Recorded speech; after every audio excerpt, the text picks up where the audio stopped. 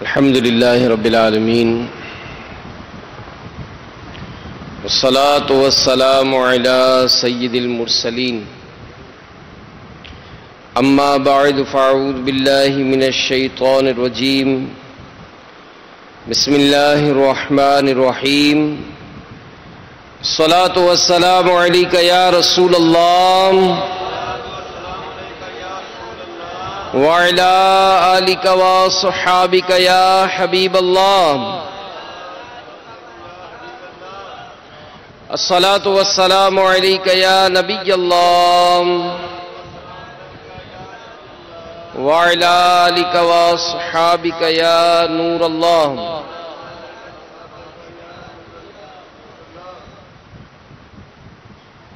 نويت سنة الاعتكاف سرکار مدینہ صلی اللہ تعالی علیہ وآلہ وسلم کا فرمان برکت نشان ہے کہ تم اپنی مجلسوں کو مجھ پر درود پاک پڑھ کر آراستہ کرو کہ تمہارا مجھ پر درود پاک پڑھنا قیامت کے روز تمہارے لیے نور ہوگا۔ صلو علی الحبیب صلی اللہ تعالی علی محمد وعلى آلہ وصحبہ وبارک وسلم صلاۃ و سلام علیک یا سیدی یا رسول اللہ۔ دعوت اسلامی کے اشاعتی ادارے مکتبۃ المدینہ کی پرنٹ کردہ کتاب عجائب القرآن ما غرائب القرآن، یہ قرآن پاک کے واقعات جنہیں پڑھنے کا شوق ہو، یہ بڑی پیاری کتاب ہے، اسے ضرور حاصل کریں۔ اس کے صفحہ نمبر 90 پر ایک حکایت لکھی ہے کہ جب قابیل نے حابیل کو قتل کیا تو چونکہ اس سے پہلے کوئی آدمی مرا ہی نہیں تھا، اس لیے قابیل حیران تھا کہ بھائی کی لاش کو کیا کروں۔ چنانچہ کئی دنوں تک وہ لاش کو اپنی پیٹھ پر لادے پھرا۔ پھر اس نے دیکھا کہ دو کوے آپس میں لڑے اور ایک نے دوسرے کو مار ڈالا۔ پھر زندہ کوے نے اپنی چونچ اور پنجوں سے زمین کرید کر ایک گڑھا کھودا اور اس میں مرے ہوئے کوے کو ڈال کر مٹی سے دبا دیا۔ یہ منظر دیکھ کر قابیل کو معلوم ہوا کہ مردے کی لاش کو زمین میں دفن کرنا چاہیے، چنانچہ اس نے قبر کھود کر اس میں بھائی کی لاش کو دفن کر دیا۔ قرآن پاک میں پارہ 6 سورہ مائدہ آیت نمبر 31 میں اس واقعے کو ان لفظوں میں بیان فرمایا ہے۔ بسم اللہ الرحمن الرحیم فبعث اللہ غرابا یبحث فی الارض لیریہ کیف یواری سوءۃ اخیہ قال یا ویلتى اعجزت ان اکون مثل هذا الغراب فاواری سوءۃ اخیہ فاصبح من النادمین۔ ترجمہ کنز الایمان۔ تو اللہ نے ایک کوا بھیجا زمین کوریدتا کہ اسے دکھائے کیوں کر اپنے بھائی کی لاش چھپائے۔ بولا ہائے خرابی، میں اس کوے جیسا بھی نہ ہو سکا کہ میں اپنے بھائی کی لاش کو چھپاتا تو پچھتاتا رہ گیا۔ تو میرے میٹھے میٹھے اور پیارے پیارے اسلامی بھائیوں، مدنی چینل کے ناظرین، جو مدنی چینل کے سلسلے ایمان کی شاخیں، اس میں ہم حاضر ہیں اور نیتیں ابتداً ہم کرتے ہیں۔ چلیں کچھ مزید نیت بڑھا لیں کہ نبی پاک علیہ الصلوۃ والسلام کا یہ بھی ارشاد ہے کہ نیت المؤمن خیر من عملہ، مسلمان کی نیت اس کے عمل سے بڑھ کر ہے، کہ اللہ کی رضا کے لیے، ثواب کے لیے اور علم دین حاصل کرنے کے لیے اس بیان میں ہم شریک رہیں گے انشاءاللہ۔ تو مردے کو زمین میں دفن کرنا یہ تمام انبیاء علیہم السلام کی دائمی سنت ہے، جو حضرت آدم علیہ السلام سے جاری ہے اور ہر دین میں جاری رہی۔ اس کا مطلب یہ ہے کہ یہی فطرت انسانی اور عقل کے موافق ہے۔ یعنی انسانوں میں سب سے پہلے تدفین کا تو ہم نے سنا کہ حابیل کی ہوئی، جیسا کہ ابھی ہم نے اس واقعے سے مدنی پھول حاصل کیے۔ تو جو آیت ابھی تلاوت ہوئی، اس آیت مبارکہ کے تحت تفسیر قرطبی میں ہے کہ میت کو زمین میں دفن کرنا، چھپانا، یہ واجب ہے اللہ تعالیٰ کے اس فرمان کی وجہ سے۔ اور اللہ تبارک و تعالیٰ نے ایک اور مقام پر سورہ عبس آیت نمبر 21 میں ارشاد فرمایا، ثم اماتہ فاقبرہ، ترجمہ کنز ایمان، پھر اسے موت دی، پھر قبر میں رکھوایا۔ یعنی اللہ تعالیٰ نے انسان پر اپنی یہ نعمتیں بیان فرمائی ہیں۔ تو اس آیت مبارکہ کی تفسیر میں حضرت شاہ عبد العزیز محدث دہلوی رحمۃ اللہ تعالیٰ علیہ فرماتے ہیں کہ دفن ایک عظیم نعمت اور قابل تحسین اعزاز ہے، کہ اگر آدمی کی لاش کو دوسرے حیوانات کی طرح سطح زمین پر ہی چھوڑ دیتے تو متعفن یعنی بدبودار ہو کر بدبو پھیلاتی، اور لوگوں کو اس سے بدبو جب آتی ہے تو انسان کی طبیعت کو بھی ناگوار گزرتا ہے، پریشان کرتی ہے، اور اس میت سے لوگ متنفر ہوتے اور بدگوئیاں کرتے۔ ظاہر اگر کسی کو اچھی حالت میں، جیسے کبھی عاشقان رسول کی قبر کھلتی ہے اور پتہ چلا کہ جناب 150 سال کے بعد اللہ کے اس ولی کی قبر کھلی تو جسم تر و تازہ ہے، خوشبوؤں سے معطر ہو گئی فضا، تو یہ جب ظاہر ہوتا ہے تو سب اس میت کو اعزاز دیتے۔ لیکن اگر اسی کے برعکس کسی کی قبر کھل جائے اور اس کی لاش کو گلی سڑی حالت میں دیکھا جائے، اس لاش سے بدبو کے بھبکے اٹھتے دیکھا جائے، تو پھر تو ظاہر ہے اس سے لوگ بدگوئیاں کرتے، اور نیز درندے اور پرندے اس کے اعضاء کو ٹکڑے ٹکڑے کر کے لے جاتے، اور ناپاک مردار خور جانور اسے اپنا لقمہ بنا لیتے، اور اس سے بہت بڑی حقارت لاحق ہوتی، اور اس کے عیب بے پردہ ہو کر عام خاص میں مشہور ہو جاتے، تو اس کی قدر لوگوں کی نظر میں کم ہو جاتی۔ تو اسے عزت دینے کے لیے اس طریقے کی غیب سے تعلیم دی گئی۔ تو یہ دفن کرنا یہ انسان کے لیے بہت بڑا اعزاز ہے، کہ ظاہر ہے جب مرے گا بندہ اور اگر اس کے عیب ظاہر ہو جائے تو لوگ متنفر ہوتے ہیں۔ اور پھر جس طرح ہم عموماً کبھی کبھار کو ایسا واقعہ آتا ہے کہ اگر کسی کا کسی سفر میں انتقال ہو گیا اور جناب سفر میں ہی مطلب وہ انتقال کر گیا سنسان جگہ پر، تو جناب وہ جانوروں نے اس کی لاش کو نوچ دیا، کھا لیا، ٹکڑے ٹکڑے کر دیا۔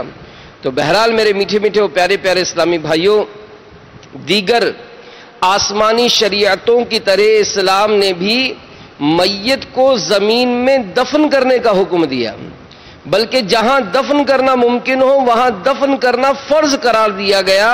لہذا یہ جائز نہیں کہ میت کو زمین پر رکھ کر دیوار قائم کر دی جائے، کیونکہ یہ دفن نہیں ہے۔ دفن یہ ہے کہ زمین کھود کر اس میں میت کو چھپایا جائے، اور شریعت مطہرہ نے جو دفن کرنے کا حکم دیا وہ محض اس طرح نہیں کہ 1-1.5 فٹ زمین کھود کر اس میں میت کو دفنایا جائے، بلکہ احادیث مبارکہ میں دفنانے کے ساتھ ساتھ گہری قبر کرنے کا بھی حکم دیا گیا۔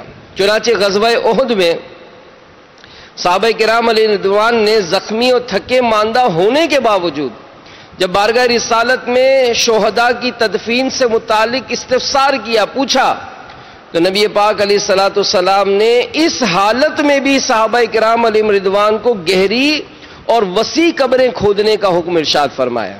چنانچہ امام ابو داؤد سلیمان بن اشعث سنن ابی داؤد شریف میں فرماتے ہیں کہ حضرت حشام بن عامر رضی اللہ تعالیٰ عنہ نے فرمایا، غزوہ احد کے روز انصار رسول اللہ صلی اللہ علیہ وآلہ وسلم کی بارگاہ میں حاضر ہوئے اور عرض کی کہ اگرچہ ہم زخمی و تھکے ماندے ہیں لیکن آپ ہمیں کیا حکم فرماتے ہیں؟ فرمایا، قبریں کھودو اور کشادہ رکھنا اور ایک قبر میں 2-3 آدمی رکھنا۔ عرض کی گئی آگے کس کو رکھیں؟ فرمایا، جو زیادہ قرآن مجید جانتا ہو۔ تو راوی حضرت حشام بن عامر رضی اللہ تعالیٰ عنہ کا بیان ہے کہ میرے والد ماجد حضرت عامر رضی اللہ تعالیٰ عنہ اسی روز شہید ہوئے اور 2 یا 1 آدمی کے ساتھ دفن کیے گئے۔ ایک اور روایت میں ہے کہ نبی پاک علیہ الصلوۃ والسلام نے احد کے دن فرمایا کہ چوڑی، گہری اور اچھی قبر کھودو۔ یہ حدیث مبارکہ مختلف الفاظ کے ساتھ حدیث کی مختلف کتابوں میں مذکور ہے۔ تو میرے میٹھے میٹھے پیارے پیارے اسلامی بھائیوں، مدنی چینل کے ناظرین، صحابہ کرام علیہم رضوان کا نہ صرف اپنا عمل سنت پر تھا بلکہ اپنے بعد اپنے ورثاء لواحقین کو بھی اسی کی وصیت فرمایا کرتے تھے، جیسا کہ خلیفہ دوم حضرت عمر فاروق اعظم رضی اللہ تعالی عنہ نے وصیت فرمائی کہ ان کی قبر کو قد برابر گہرا کشادہ بنایا جائے۔ یوں ہی حضرت ابو موسیٰ اشعری رضی اللہ تعالی عنہ نے بوقت وفات اپنے بیٹوں کو وصیت فرمائی کہ قبر گہری وسیع کھودو، اور ان کے بیٹوں نے ان کی وصیت پر عمل کرتے ہوئے ایسا ہی کیا۔ میرے میٹھے میٹھے پیارے پیارے اسلامی بھائیوں، آج فی زمانہ اس معاملے میں بھی بہت زیادہ غفلت ہے۔ یعنی یوں سمجھ لی کہ ہر چیز ہم نے یہ سمجھ لیا کہ یہ ہمارے پیسے خرچ ہوں، ہماری کال ہو جائے تو آن کال ساری سروس جو ہے نا وہ کر دی جائے۔ ایک بیرون ملک کے ہمارے اسلامی بھائی مبلغ ہیں، انہوں نے بتایا کہ چونکہ بیرون ملک جو ہے وہ ظاہر اس معاملے میں اخراجات زیادہ ہوتے ہیں، وہاں پر غسل اور تدفین کا جو معاملہ یہ بہت کاسٹلی ہوتا ہے، مہنگا پڑتا ہے۔ تو کہا کہ وہاں پر بیرون ملک میں نوجوان اپنے والد کی میت کو لے کر آیا اور سینٹر میں یہ کہہ کر چھوڑ کر چلا گیا کہ بس اب آپ غسل دے دیجئے گا اور تدفین کر دیجئے گا۔ تو اس دور میں بھی یہ منظر تو نظر آتا ہے، بلکہ دعوت اسلامی کے اشاعتی ادارے مکتبۃ المدینہ کا جو اس سال اس مہینے کا جو مطبوعہ ہے فیضان مدینہ، ماہنامہ فیضان مدینہ، تو اس میں تو کئی ایسی باتیں جو ہے وہ لکھی گئی ہیں کہ جس میں ہمارے موجودہ دور اس کا منظر کشی کی گئی ہے۔ اور یہ میں آپ کو دعوت دوں گا ضرور، اب تک جنہوں نے اپنے گھروں کے لیے، اپنے دفتروں کے لیے اس ماہنامہ فیضان مدینہ کو جاری نہیں کروایا، امیر اہل سنت نے الحمدللہ جو اس کو جاری کراتے ہیں، جنہوں نے اپنے گھروں کے لیے، اپنے رشتہ داروں کے لیے، شخصیات کے لیے اس ماہنامہ فیضان مدینہ کو جنہوں نے جاری کروایا، امیر اہل سنت نے ڈھیروں ڈھیر ان کو دعائیں دی ہیں۔ لیکن ساتھ میں سب سے عرض کروں گا کہ اس ماہنامہ فیضان مدینہ جو ہر مہینے جاری ہوتا ہے، اور یہ الحمدللہ اس ماہ مبارک ماہ شعبان المعظم کا مئی کا جو شمارہ ہے یہ اللہ کی رحمت سے شائع ہو چکا، مکتبۃ المدینہ پر یہ ہدیتاً طلب کیا جا سکتا ہے۔ تو اس میں لکھا گیا، ایک واقعہ لکھا ہے، بڑی عبرت ہے اس میں، کہ زمزم نگر حیدرآباد باب الاسلام سندھ پاکستان کے ایک اسلامی بھائی کے بیان کا لب لباب ہے کہ 2001 میں ہمارے یہاں ایک بہت بڑے سیٹھ کا انتقال ہو گیا۔ لوگ اس کے عالیشان بنگلے میں جمع تھے کہ مرحوم کا 19 سالہ بیٹا جو ایک ماڈرن اسکول میں پڑھتا تھا، کہیں جانے کے لیے ایک دم عجلت یعنی جلدی میں اٹھا، تو کسی نے عجلت کے سبب دریافت کیا کہ اتنی جلدی کہاں جا رہے ہو؟ کہنے لگا میرے والد صاحب مجھ سے بہت محبت کرتے تھے، میں نے سوچا کہ آخری وقت اپنے ہاتھوں سے ان کی کچھ خدمت کر لوں، چنانچہ ان کی میت کو جلانے کے لیے میں خود لکڑیاں لے کر آؤں گا۔ تو یہ سن کر لوگوں کی حیرت کی انتہا نہ رہی کہ اس کا باپ تو مسلمان تھا، پھر اس کو جلانے کے لیے لکڑیاں کیوں لینے جا رہا ہے؟ تو غور کیا تو اندازہ ہوا کہ اس نادان نے غیر مسلموں کی فلموں میں لاشیں جلانے کے مناظر دیکھ لیے ہوں گے، اور اس کے ذہن میں یہ بات بیٹھ گئی ہوگی کہ جو بھی مر جائے اس کو جلانا ہوتا ہے۔ تو اس فلمیں دیکھنے کے شوقین کو یہ پتہ ہی نہیں ہوگا کہ مسلمانوں کو جلایا نہیں بلکہ دفنایا جاتا ہے۔ تو چلو یہ تو آپ کہیں گے یہ تو شاذ کوئی کروڑوں میں کوئی ایسا واقعہ ہو گیا، لیکن میں آپ کو دعوت فکر دیتا ہوں کہ غور کریں اور سوچیں کہ اگر کسی کا انتقال ہو جاتا ہے تو آج ہمارے گھر میں کس کو پڑی ہے کہ جو اس بات کو سوچے کہ میں چلے اپنے والد صاحب کی قبر کیسی ہے میں دیکھ کر تو آؤں۔ کشادہ بھی ہے، والد صاحب کا قد 6 فٹ ہے، کیا 6 فٹ یا اس سے تھوڑی زیادہ قبر کھودی بھی گئی ہے کہ نہیں؟ والد صاحب صحت کے اعتبار سے ذرا بھاری جسم رکھتے تھے، تو کیا یہ بھاری جسم بھی رکھا گیا یا قبر کا معاملہ کچھ اور ہے؟ یعنی اللہ کی رحمت ہے، دعوت اسلامی کے مدنی ماحول میں ایک ذہن ملتا ہے کہ میت کو غسل بھی دیا جائے، میت کا جنازہ بھی پڑھا جائے، اور میت کو تدفین کے ساتھ تدفین کے لیے قبرستان بھی جایا جائے۔ تو بارہا ایسے مناظر دیکھیں کہ اگر کسی کا انتقال ہوا تو گھر میں کسی کو پڑی نہیں ہے کہ جناب اس مرنے والے کی ہاتھ پاؤں سیدھے تو کر لوں میں، کیونکہ ظاہر ہے کچھ وقت کے بعد جسم جو ہے وہ اکڑ جاتا ہے، اگر کسی کا ہاتھ جس طرف رہا تو اسی طرف رہتا ہے، مرنے والے کی آنکھیں اگر کھلی رہ گئی تو کھلی رہ جاتی ہیں، اس کا منہ کھلا ہے تو کھلا ہی رہ جاتا ہے، اس کا سر اگر چہرہ سیدھی طرف نہیں ہے الٹی طرف ہے تو الٹی طرف ہی رہتا ہے، پاؤں اگر سمیٹے نہیں سیدھے نہیں کیے تو وہ ترچھے ہی رہ جاتے ہیں۔ بلکہ یہاں تک بھی ہوا کہ ایک مرتبہ ظاہر ایک سیٹ صاحب کا انتقال ہوا تھا، تو اس کے جنازے میں جب جانا ہوا تو بھی یہی منظر دیکھا کہ اس کے پاؤں سیدھے نہیں کیے گئے تھے، آنکھیں کھلی رہ گئی تھیں، گویا حسرت سے دیکھ رہا تھا کہ کاش میں اپنی اولاد کی تربیت کر لیتا تو مرنے کے بعد میری آنکھوں کو تو بند کر دیتا ہے، کاش میں اپنی اولاد کی تربیت کر دیتا تو میرا منہ تو بند ہو جاتا، اس کو پتہ ہی نہیں کہ مرنے والے کے ساتھ سلوک کیا کیا جاتا ہے۔ ایسا نہیں، بڑا عجیب غریب حال ہے۔ اور اس وقت مطلب میں نے جس طرح شروع میں کہا نا کہ آن کال ہے، سروس آن کال ہے کہ جناب بھیج دیا جاتا ہے کہ جناب آپ اس کو غسل دے دیں، آپ اس کی تدفین کر لیجئے گا۔ تو ہم اور آپ خود سوچیں کہ جس خاندان کے لیے بہترین بنگلہ بنایا جا رہا ہے، بہترین فرنیچر سے آراستہ کیا جا رہا ہے ان کو، ارے یہ تو ہماری قبر بھی ہم کو پوری نہیں دے رہے، بلکہ وہاں جا کر جب قبرستان پہنچتے ہیں، اب قبر کو اتارنے کا موقع آیا تو کسی نے کان میں کہا کہ یار قبر چھوٹی لگتی ہے، قبر چھوٹی لگتی ہے، قبر کم چوڑی ہے، ارے یار اتنی گرمی ہے جلدی کرو جلدی کرو، ترچھا کر کے جیسے تیسے بھی پھنسا پھسو کے اس کو قبر میں ڈال دیا جاتا ہے۔ تو میرے میٹھے میٹھے پیارے پیارے اسلامی بھائیوں، پھر یہ جو معاملہ بیان ہوا کہ قبر کو گہری نہیں کیا جاتا، یہ بھی خاص کر وہ کمیونٹیز جو اس طرح کے شعبے چلاتے ہیں، جی ہاں بڑی بڑی زمینیں انہوں نے لی ہوئی ہوتی ہیں کہ جناب ہم مردوں کی تدفین کا سلسلہ ہم کریں گے، ہماری برادری ہمارے خاندان کا قبرستان بالکل سیپریٹ ہے، چلیں ٹھیک ہے جو آپ نے جائز طریقے سے زمینیں حاصل کی اور جس طرح سے آپ چلا رہے ہیں، لیکن کم سے کم یہ تو دیکھیں کہ جن کو یہ کام سپرد کیا گیا وہ اس کام کے اہل بھی ہیں یا نہیں ہیں، اہل بھی ہیں یا نہیں ہیں، کہ آپ نے دے دیا کسی کو تو انہوں نے اس کا حال کیا کیا ہے۔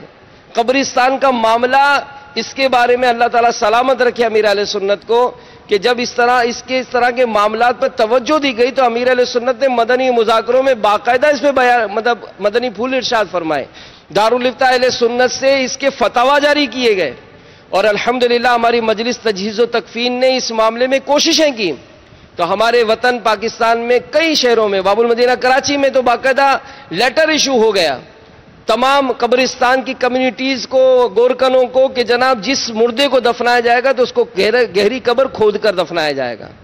اور اسی طرح ظاہر ہے جب قبرستان کے دیگر بہت سارے آداب ہیں کہ ان کو کس کس طرح سے مردوں کو ان کے مرنے والوں کی لاشوں کی حفاظت کی جائے گی، ان کو جانوروں کی پہنچ سے جو ہے وہ بچایا جائے۔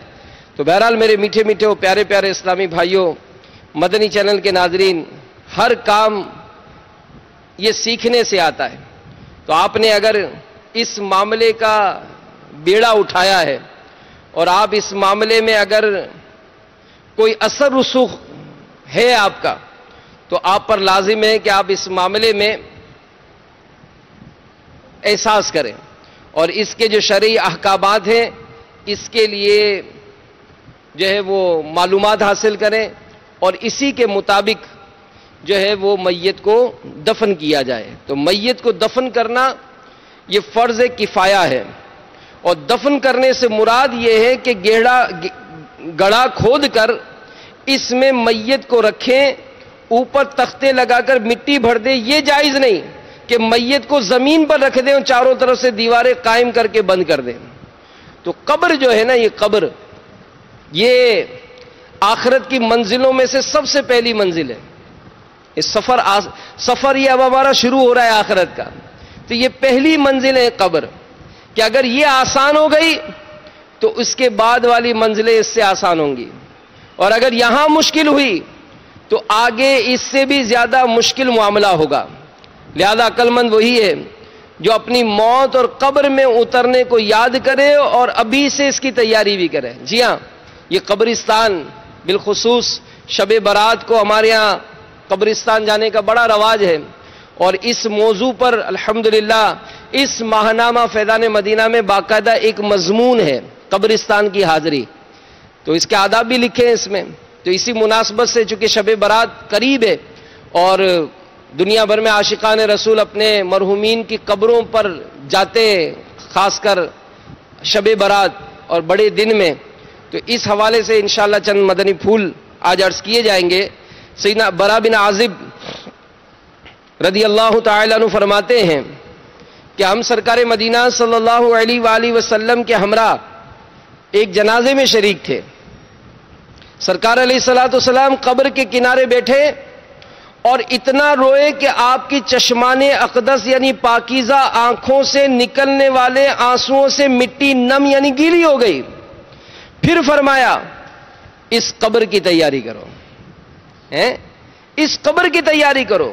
اور امیر المومنین سیدنا عثمان غنی رضی اللہ تعالیٰ عنہ کے غلام حضرت سیدنا ہانی رضی اللہ تعالیٰ عنہ فرماتے ہیں کہ امیر المومنین سیدنا عثمان غنی رضی اللہ تعالیٰ عنہ جب کسی قبر کے پاس کھڑے ہوتے تو اس قدر روتے کہ آنسوؤں سے آپ رضی اللہ تعالیٰ عنہ کی ریش یعنی داڑھی مبارک تر ہو جاتی۔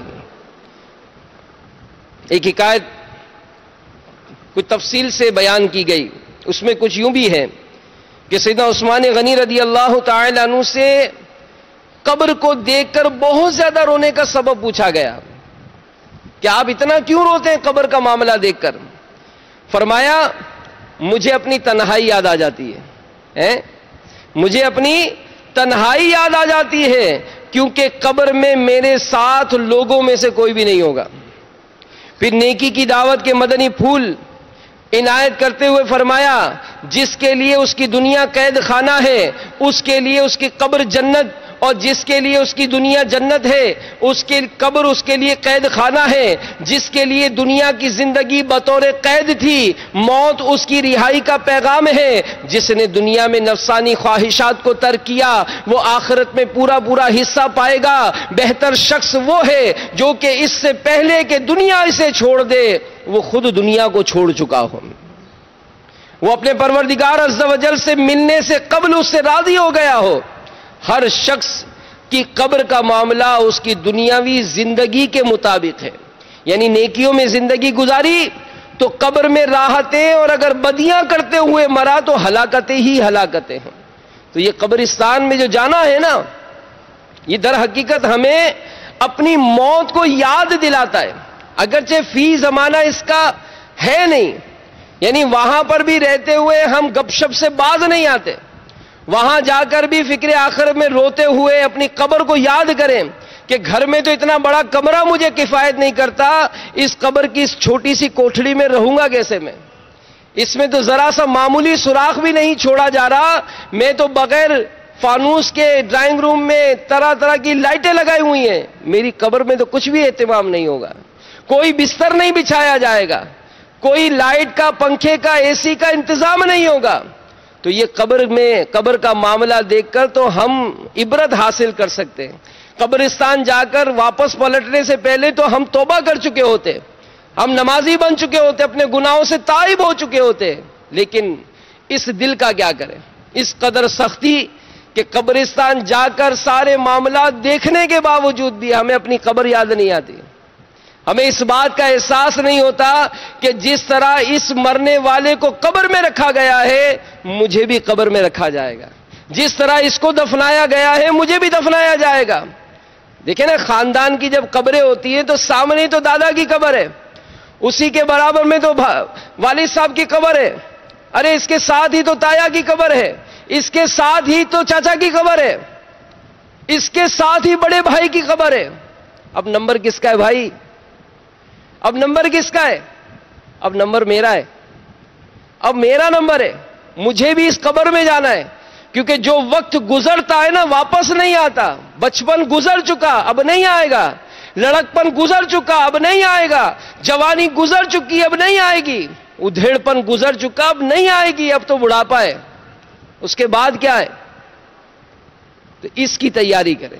یہ قبر کا معاملہ بڑا عجیب ہے. امیر اہل سنت اپنے ایک بیان میں فرماتے ہیں کہ اس قبر کا, قبرستان کا ماحول جو ہے نا, یہ دیکھ کر اپنے آپ کو ڈرائیں کہ یہ بظاہر جو مٹی کے ڈھیر نظر آتے ہیں نا ایک جیسے, یہ اوپر سے بظاہر بھلے ایک جیسے, اندر کا معاملہ سب کا الگ الگ ہے. کسی مٹی کے ڈھیر کے نیچے قبر جنت کا باغ ہے, کسی مٹی کے ڈھیر کے نیچے قبر جہنم کا گڑھا ہے. تو جس نے نمازیں پڑھی, جس نے ماں باپ کو راضی رکھا, جس نے حلال روزی کمائی, جس نے سچ کا سہارا لیا, جس نے شریعت و سنت کے مطابق زندگی گزاری, شریعت و سنت کے مطابق اولاد کی تربیت کی, جس نے اپنے آپ کو گناہوں سے بچایا, جھوٹ سے, غیبت سے, چگلی سے, بد نگاہی سے, بد کلامی سے, سود سے, حرام روزی سے, دل آزاریاں کرنے سے, ظلم کرنے سے اپنے آپ کو بچایا, تو اللہ اس سے راضی ہوگا. تو یقیناً اس کی قبر جنت کا باغ ہوگی. بظاہر چھوٹی سی قبر ہے, لیکن علماء فرماتے ہیں کہ اس کی قبر کو تا حد نظر وسیع کر دیا جاتا ہے. بظاہر کوئی بستر نہیں ہے, لیکن اس خوش نصیب کو جنت کا بستر بچھایا جاتا ہے. اس کو بظاہر لٹھے کا کفن ہی پہنایا گیا ہے, مگر اس خوش نصیب کو جنت کا کفن سے تبدیل کر دیا جاتا ہے. تو بہرحال میرے میٹھے میٹھے اور پیارے پیارے اسلامی بھائیوں, یہ قبر جس کو ہم یاد نہیں کرتے, یہ قبر ہمیں یاد کرتی ہے. بعض روایتوں میں کہ 70 مرتبہ یاد کرتی ہے. ایک روایت میں ہے ہمارے پیارے آقا صلی اللہ علیہ وآلہ وسلم نے ارشاد فرمایا کہ جب میت کو قبر میں رکھا جاتا ہے تو قبر کہتی ہے کہ اے انسان, تجھ پر افسوس ہے, تجھے میرے بارے میں کس چیز نے دھوکے میں ڈالا تھا؟ کیا تجھے معلوم نہیں تھا کہ میں آزمائشوں, تاریکیوں, تنہائی, کیڑے مکوڑوں کا گھر ہوں؟ جب تو مجھ پر سے آگے پیچھے قدم رکھتا, گزارا کرتا, تو تجھے کون سا غرور گھیرے ہوئے ہوتا تھا؟ اگر میت نیک ہوتی ہے تو اس کی طرف سے کوئی جواب دینے والا قبر کو جواب دیتا ہے. کیا تجھے معلوم نہیں یہ شخص نیکیوں کا حکم دیتا, برائیوں سے روکا کرتا تھا؟ قبر کہتی ہے تب تو میں اس کے لیے سبزے میں تبدیل ہو جاؤں گی, اس کا جسم نورانی بن جائے گا اور اس کی روح اللہ تعالی کے قرب رحمت میں جائے گی. حضرت محمد بن صبیر رحمت اللہ تعالی علیہ فرماتے ہیں جب آدمی قبر میں رکھا جاتا ہے تو اسے عذاب دیا جاتا ہے, تو اس کے قریبی مردے کہتے ہیں کہ اے اپنے بھائیوں, ہمسایوں کے بعد دنیا میں رہنے والے, کیا تو نے ہمارے جانے سے کوئی نصیحت حاصل نہیں کی؟ تیرے سامنے ہمارا مر کر قبروں میں دفن ہو جانا کوئی قابل غور بات نہ تھی؟ تو نے ہماری موت سے ہمارے اعمال ختم ہوتے دیکھے لیکن تو زندہ رہا, تجھے عمل کرنے کی مہلت دی گئی مگر تو نے اس مہلت کو غنیمت نہ جانا, نیک اعمال نہ کیے. اس سے زمین کا وہ ٹکڑا کہتا ہے اے دنیا کے ظاہر پر اترانے والے, تو نے اپنے ان رشتہ داروں سے عبرت کیوں نہ حاصل کی جو دنیاوی نعمتوں پر اترایا کرتے تھے مگر تیرے سامنے میرے پیٹ میں گم ہو گئے. ان کی موت انہیں قبروں میں لے آئی تو انہیں کندھوں پر سوار اس منزل کی طرف آتے دیکھا جس سے کوئی راہ فرار نہیں ہے. تو میرے میٹھے میٹھے اسلامی بھائیوں, اللہ کے نیک بندے قبر کے اندرونی حالات پر غور فرمایا کرتے, اور افسوس ہم بارہا قبریں دیکھتے ہیں مگر عبرت نہیں پکڑتے. کاش ہم سنجیدگی سے غور کرنے والے بنیں, اپنا محاسبہ کریں, قبر اور آخرت کے لیے کیا تیاری کی ہے, جو زندگی باقی ہے اسے کیسے گزارنا ہے. تو اس کے لیے ماحول بہت ضروری ہے, ماحول بہت ضروری ہے. قبرستان جائیں تو کاش دعوت اسلامی کے مبلغین کے ساتھ جائیں تاکہ قبرستان جانے کے آداب بھی تو سیکھیں نا. یہ بھی تو ایک بڑا مسئلہ ہے. قبرستان جاتے ہیں لیکن قبرستان جانے کے آداب کیا ہیں, وہاں کن کن باتوں کا خیال کرنا ہے, کون سی دعائیں پڑھنی ہے, کیا عمل کرنے کہ جس کے سبب ہمارا جانا یہ باعث برکت بن جائے. کیا احادیث مبارکہ میں بھی قبرستان جانے کی ترغیب یہ دلائی گئی. چنانچہ امیر اہل سنت کا ایک بڑا پیارا رسالہ ہے آقا کا مہینہ, اس میں قبرستان کی حاضری کے 11 مدنی پھول لکھے.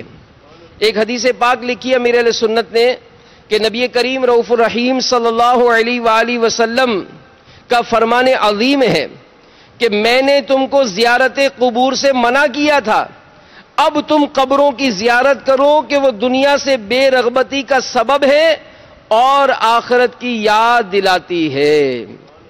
تو میرے میٹھے میٹھے اور پیارے پیارے اسلامی بھائیوں, قبرستان یہ جانا چاہیے. اولاً تو اس کے بھی آداب ہے کہ جب کسی کا انتقال ہو جائے تو دفن کا کرنا چاہیے.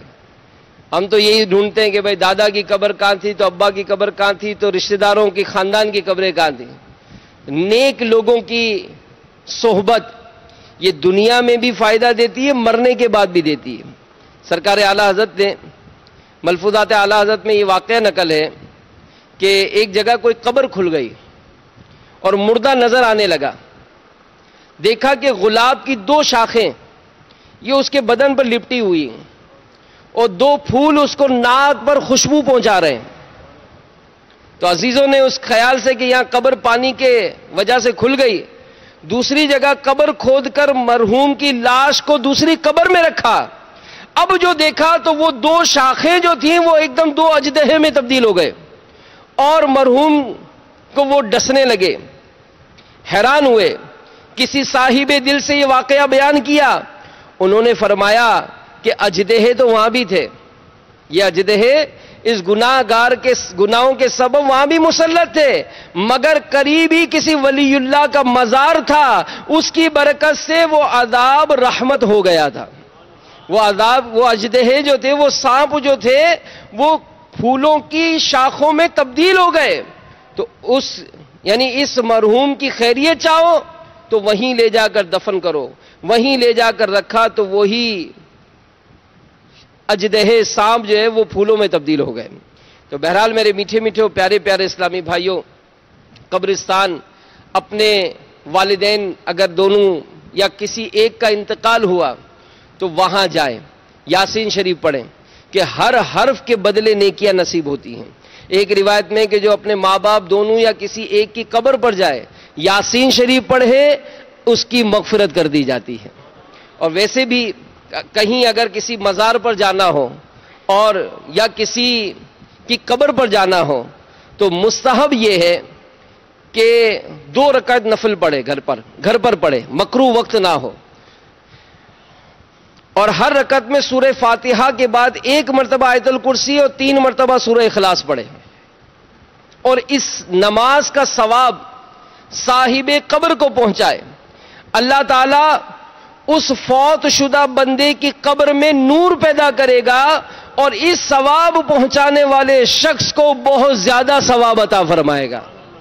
تو قبرستان جانا ہے, شب برات یا بڑے دن میں جانا ہو تو ضرور جائیں، لیکن اگر مکروہ وقت نہ ہو تو اس وقت میں 2 رکعت نماز پڑھ کر پھر قبرستان جائیں۔ پھر مزار شریف پر یا قبر پر کی زیارت کے لیے جاتے ہوئے راستے میں فضول باتوں میں مشغول نہ ہو، گپ شپ نہ کریں، ذکر و درود۔ بلکہ سرکار غوث اعظم رضی اللہ تعالیٰ عنہ کا یہ قول تو بڑا مشہور ہے کہ شکستہ قبروں پر غور کرو، شکستہ قبروں پر غور کرو کہ کیسے کیسے حسینوں کی مٹی خراب ہو رہی ہے۔ یعنی بڑے بڑے سیٹھوں کی قبر کا جب معاملہ ہوتا ہے تو آدمی غور کرے، سوچے یار اس نے تو ساری زندگی ایسے ایسے آسائش و عمر اور ایسی ایسی سہولیات کے ساتھ گزاری، قبر تو دیکھو تو بالکل جو لاوارث کی قبر ہے وہی سیٹھ صاحب کی قبر ہے، کوئی اسپیشلٹی نہیں ہے، کوئی فرق نہیں ہے۔ پھر اسی طرح کئی ایسے نوجوان، کئی ایسے باڈی بلڈر، کئی ایسے کھلاڑی تو جناب شہرت یافتہ، تو جناب وہ اترانے والے، وہ فیشن کرنے والے، کیا ہیں قبر میں سارا معاملہ کیسا ہے ان کا؟ تو یہ معاملہ عبرت حاصل کی جا سکتی ہے۔ تو فضولیات یا بیکار باتوں کے بجائے ذکر و درود کیا جائے۔ پھر قبرستان میں اس عام راستے سے جائے جہاں ماضی میں بھی کبھی مسلمانوں کی قبریں نہ تھیں، جو راستہ نیا بنا ہو اس پر نہ چلے۔ رد المحتار میں ہے قبرستان میں قبریں پاٹ کر، یہ قبریں مٹا کر جو نیا راستہ نکالا گیا ہو اس پر چلنا حرام ہے۔ تو نئے راستے کا صرف گمان غالب ہو تب بھی اس پر چلنا گناہ ہے۔ خیال آتا ہے کہ یار پہلے آتے تھے یہاں راستے میں تو قبریں تھیں، یہ راستہ تو نہیں تھا، اب 1 سال کے بعد آئے تو راستہ بن گیا، تو یار یہ کیا ہو گیا؟ تو اگر گمان بھی ہے کہ یہاں قبریں تھیں تو نہیں چلیں، کیونکہ کئی مزارات اولیاء یہ ظاہرین کی سہولیات کے لیے مسلمانوں کی قبریں مسمار کر کے، نہیں توڑ پھوڑ کر فرش بنا دیا گیا ہے۔ ایسے فرش پر لیٹنا، چلنا، کھڑا ہونا، تلاوت، ذکر و اذکار کے لیے بیٹھنا حرام ہے، دور سے ہی فاتحہ کر لیں۔ تو زیارت قبر جب کرنے جائیں تو میت کے مواجہ یعنی چہرے کے سامنے کھڑے ہو کر اس قبر والے کی پائنتی یعنی قدموں کی طرف سے جائے۔ ادب یہی ہے، مزار شریف پر حاضری ہو یا کسی بھی قبر پر جانا ہو تو پیروں کی طرف سے جائے اور سیدھے ہاتھ پر اس طرح کھڑے ہو کہ میت کے چہرے کے سامنے کھڑا ہو۔ قبرستان میں اس طرح کھڑے ہوں کہ قبلے کی طرف پیٹھ اور قبر والوں کے چہروں کے طرف منہ ہو، اور اس کے بعد کہے السلام علیکم یا اہل القبور یغفر اللہ لنا ولکم انتم لنا سلف ونحن بالاسر، یعنی اے قبر والو تم پر سلام ہو، اللہ عز وجل ہماری اور تمہاری مغفرت فرمائے، تم ہم سے پہلے آ گئے، ہم تمہارے بعد آنے والے ہیں، یہ سلام کرے۔ پھر نبی پاک علیہ الصلوۃ والسلام کا ارشاد سنیے، جو شخص قبرستان میں داخل ہو اور اس نے سورہ فاتحہ، الحمد شریف، سورہ اخلاص، قل هو اللہ احد، سورۃ التکاثر، الہاکم التکاثر پڑھی، پھر یہ دعا پڑھی، یا اللہ میں نے جو کچھ قرآن پڑھا اس کا ثواب اس قبرستان کے مومن مردوں، مومن عورتوں کو پہنچا تو وہ تمام مومن قیامت کے روز اس ایصال ثواب کرنے والے کے سفارشی ہوں گے۔ کتنا آسان عمل ہے، سورہ فاتحہ پڑھنی ہے، سورہ اخلاص پڑھنی ہے، سورہ تکاثر پڑھنی ہے، سارے قبرستان والوں کو ایصال ثواب کر دیں۔ پھر ایک اور حدیث سنیے، جو 11 بار سورۃ الاخلاص یعنی قل هو اللہ احد پڑھ کر اس کا ثواب مردوں کو پہنچائے تو مردوں کی گنتی کے برابر اسے یعنی ایصال ثواب کرنے والے کو ثواب ملے گا۔ پھر بعض لوگ قبرستان جاتے ہیں تو اگربتیاں جلاتے ہیں، تو قبر کے اوپر اگربتی نہ جلائی جائے کہ اس میں بے ادبی و بدفعلی ہے۔ ہاں اگر حاضرین کو خوشبو پہنچانے کے لیے لگانا چاہیں تو قبر کے پاس خالی جگہ ہو وہاں لگائیں، کہ خوشبو پہنچانا یہ پسندیدہ ہے۔ اعلیٰ حضرت رحمت اللہ تعالی علیہ فرماتے ہیں کہ صحیح مسلم میں حضرت عمرو بن عاص رضی اللہ تعالیٰ عنہ سے مروی ہے کہ انہوں نے بوقت وفات اپنے فرزند سے فرمایا، جب میں مر جاؤں تو میرے ساتھ نہ کوئی نوحہ کرنے والی جائے نہ آگ جائے، تو قبر پر چراغ یا موم بتی وغیرہ نہ رکھی جائے، ہاں رات میں راہ چلنے والوں کے لیے روشنی مقصود ہو تو قبر کی ایک جانب خالی زمین پر موم بتی یا چراغ رکھ سکتے ہیں. تو خاص کر یہ جو شب برات میں جب جانا ہوتا ہے تو اس قسم کے بہت سارے انداز جو ہے وہ اختیار کیے جاتے ہیں. تو ہمیں چاہیے کہ یہ رسالہ آقا کا مہینہ، اس میں شب برات کے فضائل بھی ہیں. اس رسالے میں امیر اہل سنت نے شعبان کے فضائل بھی لکھے ہیں. تو یہ رسالہ حاصل کیجئے.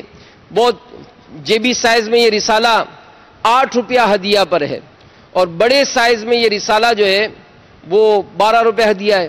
تو زیادہ تعداد میں خریدیے. الحمدللہ آنے والی جمعرات یہ ہمارے وطن پاکستان میں شب برات ہے، تو مغرب کے بعد نوافل ادا کیے جاتے ہیں، یاسین شریف کی تلاوت ہوتی ہے، اور عالمی مدنی مرکز فیضان مدینہ میں انشاءاللہ امیر اہل سنت جلوہ فرما ہوتے ہیں.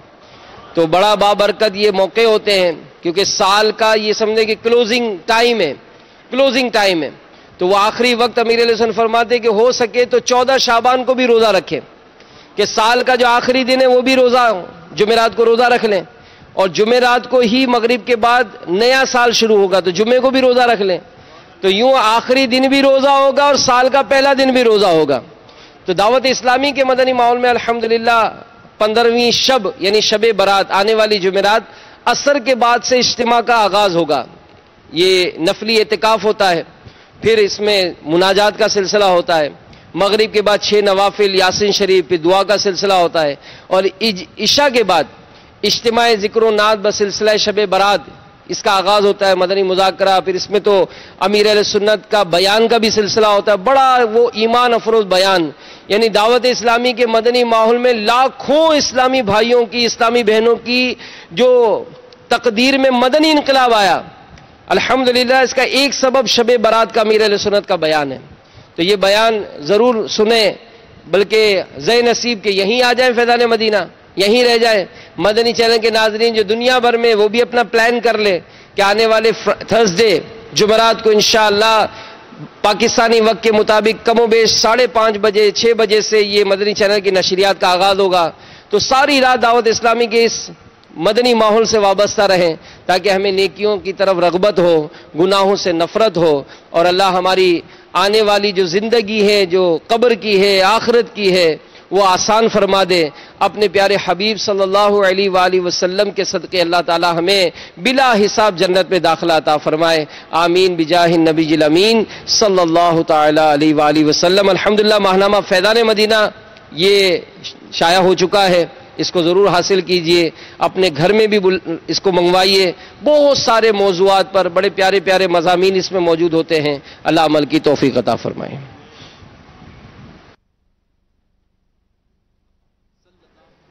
علیہ وآلہ وسلم. نیت